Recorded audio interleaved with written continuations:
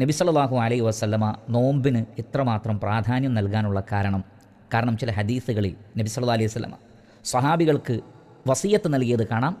നിങ്ങൾ നോമ്പ് നോൽക്കുക, അലൈക ബിസ്സിയാം ഫഇന്നഹു ലാ ഇദ്ല ലഹു. നിങ്ങൾ നോമ്പ് നോൽക്കണം, കാരണം നോമ്പിന് സമാനമായി നിൽക്കുന്ന മറ്റൊരു ഇബാദത്തില്ല എന്നാണ്. അതിലേക്ക് സൂചന നൽകുന്ന 1-2 ഹദീസുകൾ പറയാം. ഇമാം മുസ്ലിം റഹ്മത്തുള്ളാഹി അലൈഹി അദ്ദേഹത്തിൻ്റെ സ്വഹീഹിൽ അബൂ സഈദ് അൽ ഖുദരി റളിയല്ലാഹു അൻഹുവിൽ നിന്ന് ഉദ്ധരിക്കുന്ന ഹദീസിൽ കാണാൻ നബി സല്ലല്ലാഹു അലൈഹി വസല്ലം പറയുകയാണ്, മാ മിൻ അബ്ദിൻ യസൂമു യൗമൻ ഫീ സബീലില്ലാ ഇല്ലാ ബഅദല്ലാഹു ബിദാലിക്കൽ യൗമി വജ്ഹഹു അനിൻ നാരി 70 ഖരീഫ.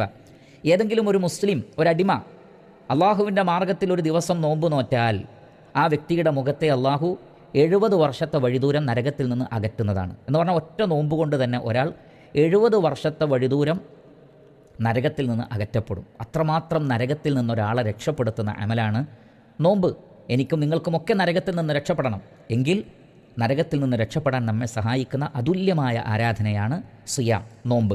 അതേപോലെ തന്നെ ഇമാം ബസ്സാർ റഹ്മത്തുള്ളാഹി അലൈഹി അദ്ദേഹത്തിൻ്റെ മുസ്നദിൽ ഉദ്ധരിക്കുന്ന ഹദീസിൽ കാണാം, നബി സല്ലല്ലാഹു അലൈഹി വസല്ലം പറയുകയാണ്, മൻ ഖുത്തിമ ലഹു ബിസിയാമി യൗമിൻ ദഖലൽ ജന്ന. ഒരാൾ നോമ്പുകാരനായിരിക്കെ മരണപ്പെട്ടാൽ അയാൾ സ്വർഗ്ഗത്തിൽ പ്രവേശിപ്പിക്കപ്പെട്ടു. എന്ന് പറഞ്ഞാൽ നോമ്പുള്ള ഒരു ദിവസമാണ് ഒരാൾ മരിക്കുന്നതെങ്കിൽ അയാൾക്ക് സ്വർഗ്ഗം ലഭിക്കുന്നതാണ്. സ്വർഗ്ഗം ലഭിക്കുവാൻ നമ്മെ പ്രാപ്തമാക്കി തീർക്കുന്ന തുല്യതയില്ലാത്ത ആരാധനയാണ് നോമ്പ് എന്ന് ഈ ഹദീസിൽ നിന്ന് മനസ്സിലാക്കാം. അതേപോലെ തന്നെ ഖിയാമത്ത് നാളിൽ നമുക്ക് വേണ്ടി ശുപാർശ പറയുന്നത് ഖുർആനായിരിക്കും. ഇമാം അഹ്മദ് റഹ്മത്തുള്ളാഹി അലൈഹി അദ്ദേഹത്തിൻ്റെ മുസ്നദിൽ അബ്ദുല്ലാഹ് ഇബ്നു അംർ റളിയല്ലാഹു അൻഹുവിൽ നിന്ന് ഉദ്ധരിക്കുന്ന ഹദീസിൽ കാണാം, അല്ലാഹുവിൻ്റെ റസൂൽ സല്ലല്ലാഹു അലൈഹി വസല്ലം പറയുകയാണ്, അസ്സിയാമു വൽ ഖുർആനു യശ്ഫഅാനി ലിൽ അബ്ദി യൗമൽ ഖിയാമ.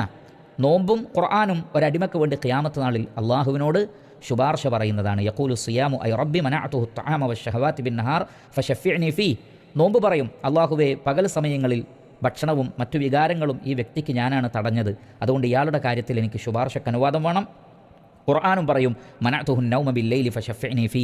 ഇയാൾ രാത്രി ഉറങ്ങുന്നതിൽ നിന്ന് ഞാനാണ് തടഞ്ഞത്. ഖുർആൻ ഓതിക്കൊണ്ട് അയാൾ രാത്രി നമസ്കരിച്ചു.